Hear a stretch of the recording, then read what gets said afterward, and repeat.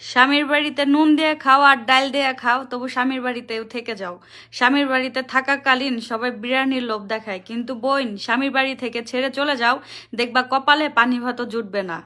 ফুচকার নাম শুনলে জিভে পানি আসে না এরকম মেয়ের সংখ্যা খুবই কম আছে। হঠাৎ ফুচকা খেতে মন চাইলো, তাই ঘরে ঝটপট ফুচকা তৈরি করে নিচ্ছি।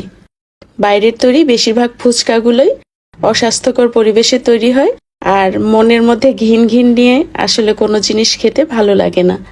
চলুন আজ ঘরেই তৈরি করি ভীষণ মজাদার দই ফুচকা। রেসিপি শুরুতে ফুচকার শেলগুলো তৈরি করে নেওয়ার জন্য একটি মিক্সিং বোলে নিলাম আধা কাপ সুজি আর 1/4 কাপ ময়দা।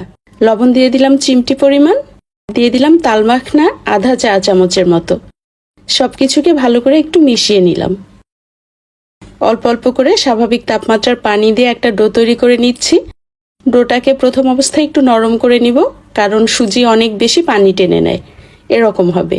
প্রায় 4 থেকে 5 মিনিটের মতো ডোটাকে মথে নিয়েছি। ঢেকে রেখে দিলাম 20 থেকে 30 মিনিটের জন্য।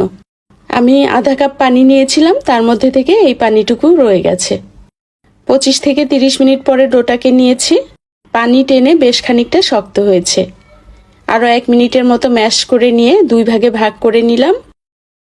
একটা ডো নিয়ে নিলাম আর বাকিটাকে ঢেকে রেখে দিলাম। একটা রুটি তৈরি করে নিব। প্রথম অবস্থায় রুটিটাকে অনেক বেশি পাতলা করব না, আমি বেলার পরে দেখিয়ে দিচ্ছি। রুটিটা এরকম হবে। আমি দুটো রুটিকে একই রকমভাবে বেলে নিয়েছি। এবার এই রুটির উপরে বেশ খানিকটা তেল দিয়ে দিলাম। পুরো রুটিতে সমানভাবে ছড়িয়ে নিতে হবে। উপর থেকে ময়দা দিয়ে ব্রাশ দিয়ে সমান করে নিলাম। এবার এই রুটির উপরে আরও একটা রুটি বসিয়ে দিলাম। চারিপাশের মাথাগুলোকে এভাবে আঙ্গুল দিয়ে বসিয়ে দিচ্ছি, যাতে দুটো রুটি সমানভাবে থাকতে পারে। উল্টে নিয়েও সমান করে নিয়েছি। এবার বেলে নিলাম। বেলার সুবিধার জন্য যেটুকু ময়দা দিতে হয় দিয়ে বেলে নিলাম। দেখুন এরকম পাতলা করে করে নিতে হবে। এই রুটিটাকে কিন্তু অনেক বেশি ভারী করে করা যাবে না। একটা বয়মের মুখ দিয়ে কেটে নিলাম। পুরুত্বটা দেখুন এরকম হবে। আমি আরও একটি দেখিয়ে দিচ্ছি, দেখুন এরকম হবে। আর বাকি ডোগুলোকে আবারও একসঙ্গে করে রেখে দিলাম, পরে আবার বেলে নিব। সবগুলো ফুচকাকে বেলে নিয়ে আমি ভেজে নিচ্ছি।